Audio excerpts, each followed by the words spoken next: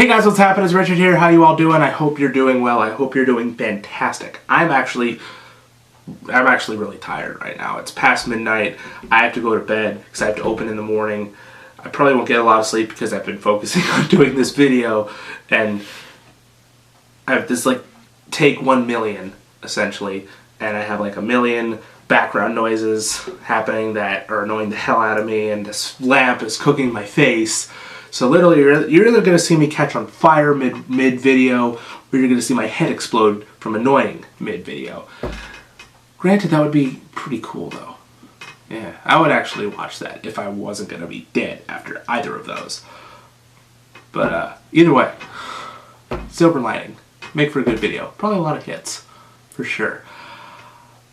But other than all that annoying stuff, I'm actually doing pretty good. I'm actually really excited because there's a lot of awesome freaking stuff that's happened since the last time I made a video. Like cast photos for Suicide Squad, and clips from Avengers Age of Ultron, and freaking set photos for Deadpool. So tons of awesome like little peeks and little things here and there that we're getting for stuff coming out later. And I'm not going to make it. I didn't want to make a video about any of it.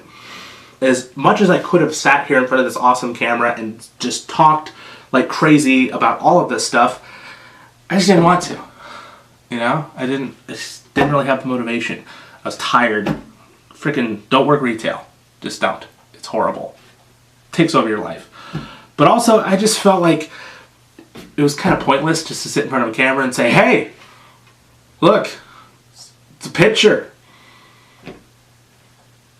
Cool. As awesome as a lot of this stuff that's happened is, it just seemed easier just to post on a Facebook post or a tweet or some sort of just all that stuff. Also, you know, I was busy using my camera, my new Canon T5i, which I'm using right now, for other things, like taking pictures of like everything. Everything. It's insane. And if you want to see any of those pictures, I posted them all on my Tumblr account. I'll put a link down below with all the other crap that you should click on and check out. So if you want to see any of those pictures, link down below. But yeah, so I didn't want to make a video about any of that stuff, but mainly, the main reason I didn't make a video about any of the other stuff is because I was waiting. That's right, I was waiting for a certain show, a certain Netflix show, a certain Marvel Cinematic Universe set Netflix show to finally premiere. And guess what, ladies and gentlemen, it's here!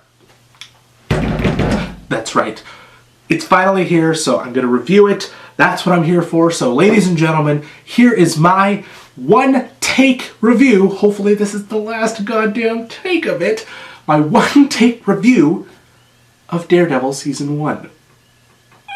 That's right, I've seen the entire season. I've watched from episode 1 all the way to episode 13, and it is amazing. Oh my god, it's such a good show. Now before I get into the plot or any of the little details here and there, spoilers!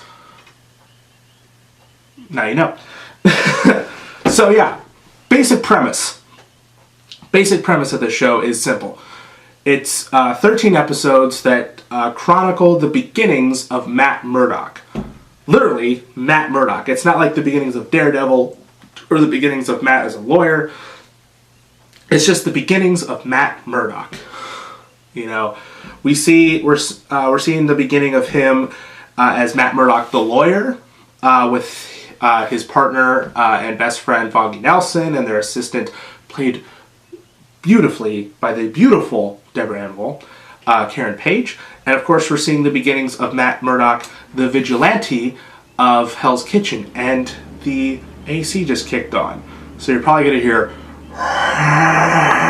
for a while, so I'm sorry about that. So I'm just going to talk a little louder. Probably scare some people. Neighbors are probably going to call 911 right now. It's frightening. So yeah, so basically that's the basic premise. And of course it all culminates, it all leads back to the fact, it all leads to Matt facing against one of the biggest villains in the Marvel Cinematic Universe, probably my favorite villain in the Marvel Cinematic Universe, Wilson Fisk, aka Kingpin. Oh my goodness, he's so good. Now, there's a million things I love about this show. There's a few things I didn't really like per se, but there's a million things I love about this show. First of all, the cinematography, the look of the show is freaking beautiful. The camera work is miraculous. The lighting is, top notch and beautiful and colorful and highly saturated, and it works so well because it feels like, this kind of like The Wire meets like classic noir comic book type style. It's very stylized but also very kind of grounded in a lot of ways, and it just looks really good, and it's so refreshing that it's as cinematic as it is, which, they have that luxury on Netflix to kind of do that because they get the money. Whereas like other Marvel shows like Agents of S.H.I.E.L.D. or Agent Carter, I hate Agents of S.H.I.E.L.D. I've said that a million times. As much as I mention it, I hate it. And I can't really review Agent Carter because I haven't really seen that all the way through. But those two shows, the one problem I always thought that they had was they didn't really look, cinematic. For being set in the Marvel Cinematic Universe, you gotta look the part a little bit. It's like if you're going to a tuxedo dinner party and you're coming in wearing, a hoodie and some Crocs, it's not really meshing with what the whole, dynamic you're going for is. Not that I'm saying you shouldn't stand out, but you should stand out in a good way. Wear a tuxedo, but make it flashy. Wear a top hat and a monocle. Maybe make it like purple with a cane. Looking good. And but no, that's what I thought was so refreshing about this show, this first Marvel show, that it actually looks cinematic, and there's some really great camera work in this. Being a film nerd, I just appreciated it so much. For example, there's an amazing tracking shot in episode 2 that rivals, I think, the amazing tracking shot in episode 4 of True Detective. Basically, it's this hallway sequence where we're seeing Matt Murdock in his black ninja-like outfit going up and trying to find this kid who he finally found the location where this kidnapped child was, and he goes in this hallway, and it's literally one long tracking shot of him kicking everybody's ass, and it's so goddamn good. It's one of the best shots I have seen in anything in a long time. It's so well choreographed, so well played out, and so good. And also the fight sequences are some of the best I've ever seen. One problem I think that's happening in a lot of these action movies is that people don't realize that when we watch action in a movie, we kind of just want to see it happen. We don't want to see the crazy quick cuts or shaky camera. It's oh, it's so intense, let's shake the camera until everybody gets sick and gets epilepsy. No, what, epilepsy? No, that's strobe lights. What am I talking about? No, they just sit the camera down and let the stunt choreographers do their thing. Let the actors and the stunt fighters just go at it, and they do such a great job. It looks so damn beautiful. And not only that, that's just one little factor about why the show is so great. Another thing is that the performances from everybody in the show, there's not one weak link, in my opinion, in this entire show. Charlie Cox, relatively unknown actor, he was in Stardust and Boardwalk Empire and a few other things here and there, knocks it out of the park as Matt Murdock, Daredevil. He's tough, but he's calm. That's something I love about his performance, is that while he was an intense character, he was an angry character, he was an angry person, his voice was very calm and welcoming. He just sounded like this. I'm just trying to make my city a better place. That's always kind of how I picture Daredevil talking. The way Ben Affleck did it was a little too intense. It would work better for Batman, not so much for Daredevil. I always kind of picture Daredevil as this intense calm. It's kind of weird, but Charlie knocks it out of the park. He's so well at it. I thought the actor that played Foggy Nelson, whose name escapes me, was really good as Foggy. He was one of the standout characters. But the one that really surprised me, well, not really surprised me because I thought it was perfect casting and it showed, was Vincent D'Onofrio as Wilson Fisk. This is one of the best. This is kind of one of the issues that the Marvel Cinematic Universe had, is that the villains are kind of for the most part, but this is by far the best villain that they've ever had. And they play with one of those dynamics I love that some villains have, like what they're doing they believe is the right thing, and that's Kingpin in a nutshell. You know, everything he does in the show he believes he's doing for the right reasons, and he's very much aware that he has to hurt people in order to do it, but he hates the fact that he has to do that. And we actually see this whole Kingpin backstory centric episode where you kind of sympathize with him, but also you're kind of like, you know, you kind of learn why he's so like jacked up, you know, why he's a little crazy. And it's such a good episode too. It's probably my favorite now that I'm thinking about it, the Kingpin centric episode. And so yeah, performances across the board are everybody's fantastic. And also, one thing that I think this show does well is it's very well organized. As much as I love shows like Arrow or The Flash, and I know I said this, I did not want to do a comparison kind of thing, because I hate when people show how much they love something by belittling something else. You know, I don't know why I do. I just do. It's natural. People do it all the time. But no, like, as much as I love shows like Arrow and Flash and stuff like that, my one problem is that I feel like they're too long. And some of the best TV shows are like 10 episodes in a season, or like 13 episodes in a season, or even lately, like 8 episodes in a season, and it works so well.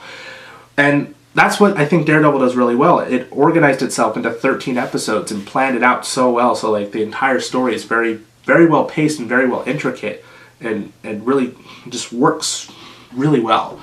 So, and that's of course a compliment to the writing, because the writing on the show, it's very smart, but it doesn't pander to you, and it's just really well played out. Now, one thing that I was definitely kind of about when it came to the show was that he doesn't have the red suit. You know, they were going for that whole the Man Without Fear storyline where, you know, we're seeing like the beginnings of Matt Murdock, and he doesn't have the red suit literally till the final panel, I believe, in that story. And so I believe that's how it plays out. I don't remember. But so they were kind of going with that. So like pretty much the entire show, you see him in the black outfit, which I was kind of iffy on because it looks alright, but you know, it doesn't really scream Daredevil to me. And I was just hoping he would get the red suit. But what was cool was that I kind of got used to the black suit, and also I liked the fact that there was kind of like a progression of it, you know, because you're seeing Matt, you know, fight each of these knights, you know, fighting crime as the devil of Hell's Kitchen, as he's called before he's Daredevil, and throughout it you're seeing him kind of add to the ninja suit, you know, like add padding or add, you know, something to the gloves or something, some kind of thing here, here and there, to the costume just to make it work. And so like that was really cool. And then it all culminated into the red suit, which appears in the very last episode, and it works very well. And that was one thing I heard some people talking about, because they released the image of the red suit early on, and some people were like kind of and that's alright, you know, you don't have to like it, but the first image I thought was kind of as well. But seeing it in the show, I thought, you know, first of all, Charlie Cox rocked that red suit, and the practicality of it was really good, and just the way it kind of came together was really good, and the costume and the look of the costume kind of fit into some of the other costumes we've seen these other Marvel characters have. And so ultimately, it worked for me. Now, some of the things I didn't like is like, there were some episodes that kind of dragged a little bit. You know, there's a little exposition-y, and it got a little cheesy at times here and there. And they really kind of hammered it home that, you know, Hell's Kitchen is my city, Hell's Kitchen is his city, Hell's Kitchen, Hell's Kitchen, Hell's Kitchen. And it's like, I get it, you know, like there's a kind of a war to claim Hell's Kitchen, but you don't really have to mention it so many times. But other than that, I absolutely loved the show. It's definitely my favorite superhero show on right now. I can't wait for season 2, and it is by far my favorite thing in the Marvel Cinematic Universe, without doubt. And now I'm going to finish this video and go watch it again. Well, a little bit. I'm actually going to go to sleep so that it can open tomorrow and start uploading this video so that, you know, people can watch it. I did say that I was going to upload it late Sunday, but it turns out I was actually going to film it late Sunday. Yeah. And now I didn't really want to have to edit anything, but now I kind of have to, because it's split into 2 separate videos, because I've been filming this for a while. the complications of making videos.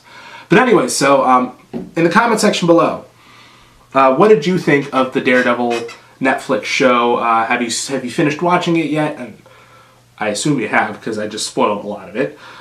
And I did warn spoilers. But yeah, what did you think of it? Tell me in the comments. I want to know what you think. Opinions, welcome. That is the theme of my channel.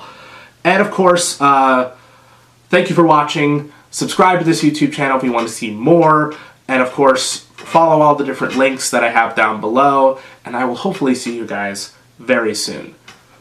Bye-bye!